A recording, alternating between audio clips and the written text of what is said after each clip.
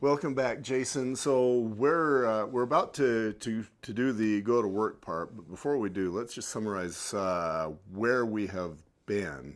Okay. First thing we did was build our database. Yep. Identify who you know, Okay. who knows and likes and trusts you, and who you can work on. Okay. What's the next step? After you build your database, you start providing value.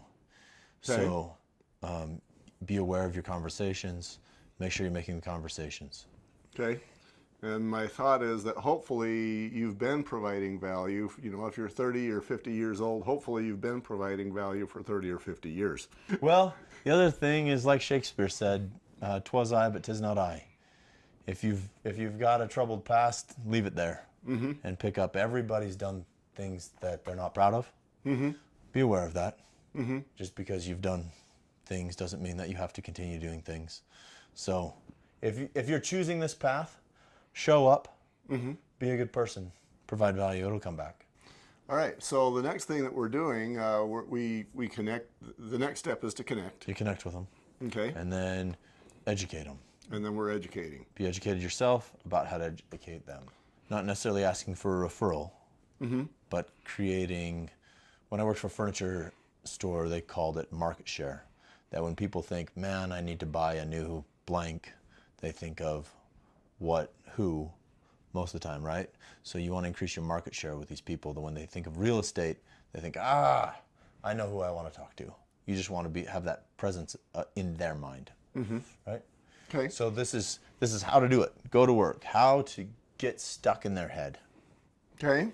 And there's easier ways and harder ways to do that, I'm sure. I mean, there's the bang on doors method, which, I can only imagine if it was me, I'd be banging my head instead. But that's an option. Yeah.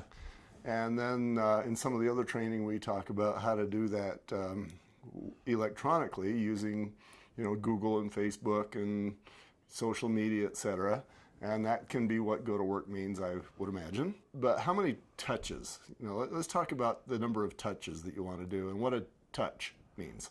Geniuses who have studied this for longer than I've been alive say that 30 touches a year is good.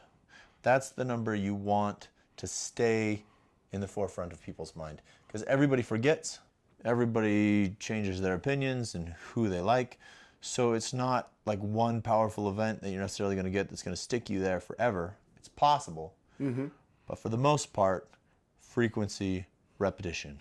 To get an idea stuck into someone's head, you actually need repetition or the impact. So like if you saw a really horrible car accident that would be stuck in your head forever, that's not necessarily what you want to do to your clients, but every once in a while you're going to have an amazing event that will stick you in their head forever.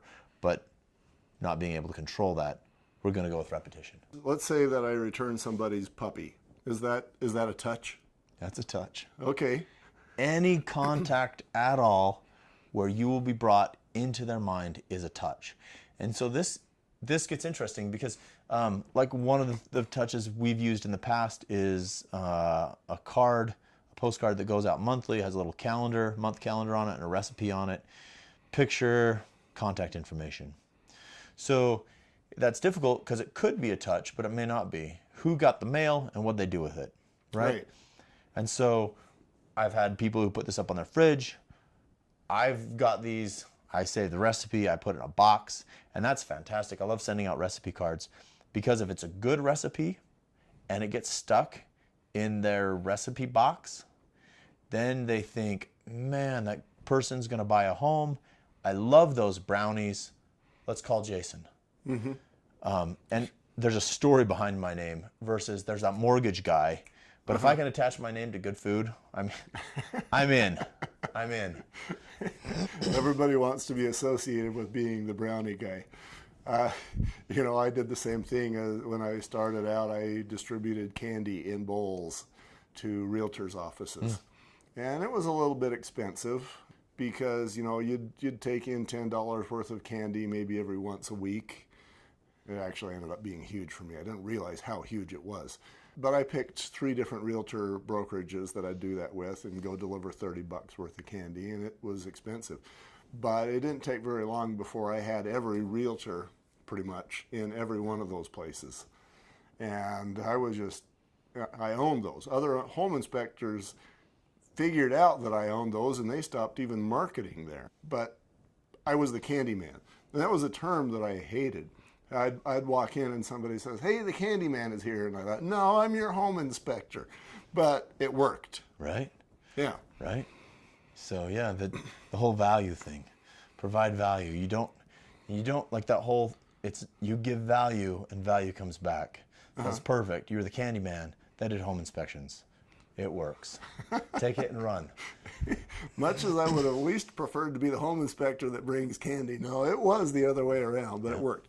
And when I stopped doing that candy, because I figured I just owned those brokerages, within a year or so, yeah, I had maybe 5-10% of that market again.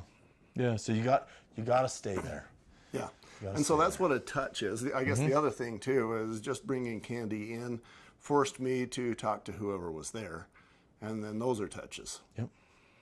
So I guess that might qualify as 2 touches. One if I actually talk to somebody, and the other is when they eat my candy. Exactly. Anytime you get them to think about you. So we've done the postcards. You can also do newsletters. I know a lot of agents that do newsletters. You can do them by mail or by email. Just whatever way your clients are going to look at it and see you and think of you. One thing you want to focus on is these newsletters. They've got to be personal. They've got to come from you, or at least appear to do so. If it is detached, it's not going to work as a touch. I mean, it's just like being fake in person. Right. So if it's something that you know and you care about, this doesn't have to be all your own content.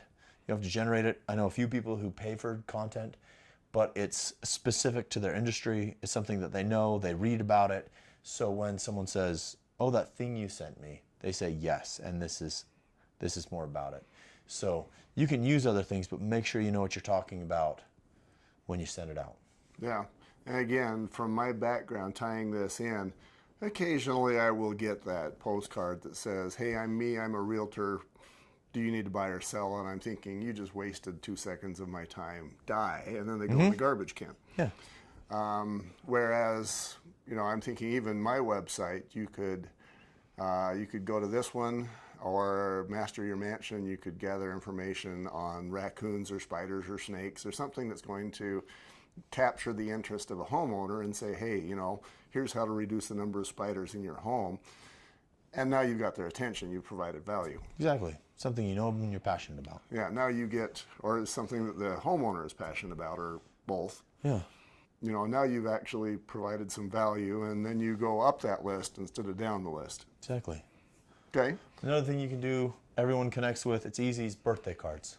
Everybody has a birthday. Everybody wants to be liked. If on their birthday you can say, "Hey, I like you."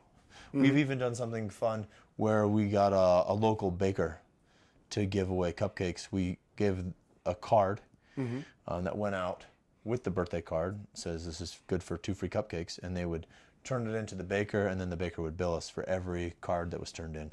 So it was awesome because it wasn't a pay to get the card, it was a pay as the card was turned in. But that was great. I love cupcakes for the birthday. That's awesome. You go in and you're thinking, my realtor, this guy is awesome. I get a cupcake, my realtor, name emblazed in here, all for the cost of, $1 or so for the cupcake. Yeah. So they were fancy cupcakes. I wish it was $1. But anyway, but it's just like the Candyman.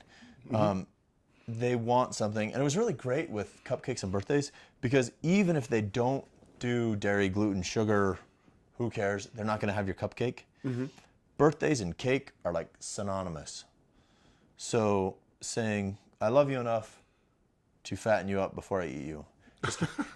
Just to say, I'll get you a cupcake, made them happy, off they go, whether or not they got the cupcake. So that was one of our best. I love that one. I'm thinking even if it's a $5 cupcake, that's just that much better. I mean, now you've certainly got their attention. You've raised their eyebrows, and again, you go up another step in your desirability factor. Right. And then with the birthday cards and cupcakes, these were going to people that we'd worked with, that had a relationship with us. Sending birthday cards to people that don't know you may be a little creepy. Yeah, that would be a little creepy. You Right. don't know me. I know your birthday. Yeah, you'll have a cupcake. Yeah, that's So- that's not great. Yeah, you want to make sure that you've got your lists, that you're familiar with who's on your database and who's your friend, and treat them appropriately. Good point.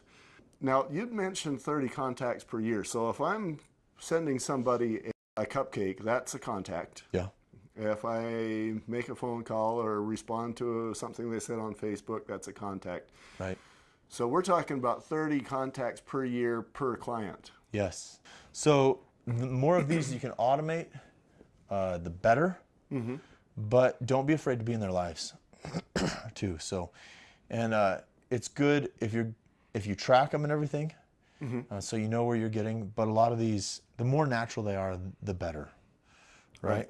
And so, phone calls you can check up with. I've got a good friend who does anniversary gifts. So not wedding anniversary, but home anniversary, because she knows exactly when they bought their home. Maybe not when they got married, but she'll call them up and say, "Happy anniversary! How's your first year? How's everything going? Anything you need?" And that, like, it's a little bit out of the ordinary, so you have a little bit of that impact of the intensity, because like, what is going on here? Yeah. And then the friendly. And the home purchase anniversary is a lot better than their wedding anniversary, because what if the realtor actually provides a better gift than the spouse does? Yeah. What if the spouse forgets it completely and and you didn't? Yeah.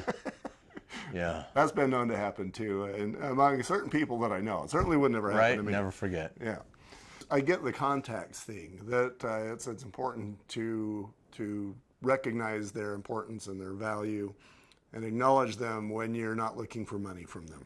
Yeah. And the next thing we're doing, we're going to work. Yeah. Should we break for a second? Yeah, let's Back to the do a next one? break, and we'll be right back. Okay.